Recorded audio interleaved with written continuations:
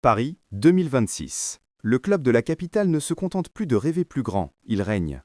Champion d'Europe en titre, dominateur sans partage de la Ligue 1, le Paris Saint-Germain a enfin trouvé l'équilibre entre des individualités stellaires et un collectif de fer sous la houlette de Luis Enrique. Mais derrière les trophées et les sourires sur la pelouse du parc, il y a une réalité plus complexe, celle des chiffres. Combien coûte la suprématie? Comment le club gère-t-il sa masse salariale après l'ère des mégastars pour construire une équipe de guerriers? Aujourd'hui, grâce aux révélations exclusives du Parisien, nous allons plonger dans l'intimité du coffre-fort parisien. Du salaire stratosphérique du nouveau ballon d'or Ousmane Dembélé au petit salaire des nouveaux cadres comme Willian Pacho ou Matvei Safonov, voici le classement intégral et l'analyse profonde des salaires du PSG. Commençons par le sommet de la pyramide.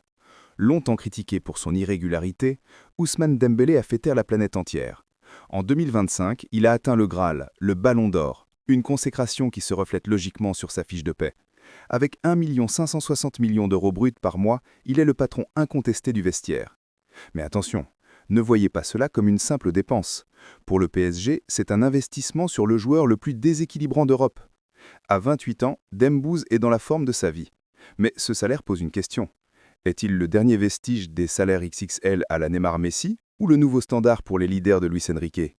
Juste derrière le génie français, nous retrouvons l'âme du club, Marquinhos. Le capitaine, présent dans toutes les batailles, perd quoi 1 130 000 d'euros. C'est le prix de la fidélité et de l'expérience. À ses côtés, son grand ami Achraf Hakimi complète le podium avec 1 milliard d'euros. Hakimi n'est plus seulement un latéral, c'est un meneur de jeu excentré. Son salaire reflète son importance vitale dans le système tactique. Et n'oublions pas Lucas Hernandez, le guerrier, qui talonne le Marocain avec 1 million d'euros tout rond. À eux trois, ils forment une base défensive qui coûte plus de 3 millions d'euros par mois. C'est le prix de la sécurité européenne. C'est ici que la stratégie de Luis Campos et Nasser Al-Khelaifi devient intéressante. Le milieu de terrain. Vitinha et l'enfant chéri du parc Warren Zaïre-Emery touchent chacun 950 000 euros. Pour Warren, c'est une ascension fulgurante. À peine sorti de l'adolescence, il touche déjà le salaire d'un cadre mondial. C'est un signal fort envoyé par le club. On protège nos bijoux. Mais est-ce que ce montant n'est pas un risque pour un si jeune joueur? On analyse l'impact psychologique de telles sommes sur la formation parisienne. Parlons de la recrue phare, Khvichak Kvaratskhelia. Le Kvaradona a débarqué avec un statut de star, mais un salaire qui reste, selon les standards parisiens, raisonnable à 910 millions d'euros. Juste devant Nuno Mendes, 900 000 euros. On entre ensuite dans la zone des 500 000 euros. C'est ici que l'on retrouve la French Connection, Désiré Doué, Bradley Barcola et Lucas Chevalier. 3 joueurs, un même salaire. Une égalité qui montre une volonté de ne pas créer de hiérarchie trop marquée chez les jeunes talents en pleine explosion. C'est la partie la plus surprenante de l'enquête du Parisien. Comment un joueur aussi influent que Joao Neves peut-il ne toucher que 400 000 euros? C'est moins de la moitié du salaire de Vitinha pour un impact parfois similaire.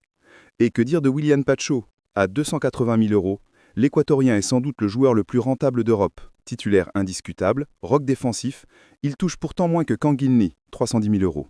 On vous explique pourquoi ces contrats ont été signés ainsi et quand une révalorisation est prévue. Enfin, le bas du classement. Matvei Safonov, le portier russe, ferme la marche avec 250 000 euros. Pourtant, sur le terrain, il est en train de bousculer la hiérarchie. C'est le paradoxe du PSG moderne. Le talent ne se paie plus forcément au prix fort dès l'arrivée, il se mérite sur la durée. Alors, le PSG est-il devenu un club géré en bon père de famille? Avec une masse salariale mieux répartie, mais toujours impressionnante, Paris a réussi son pari. Rester compétitif tout en réduisant les égos liés aux comptes en banque. Dembélé mérite-t-il son trône? Pacho est-il sous-payé? Dites-moi dans les commentaires quel salaire vous choque le plus. N'oubliez pas de liker cette vidéo si ce format d'analyse profonde vous plaît.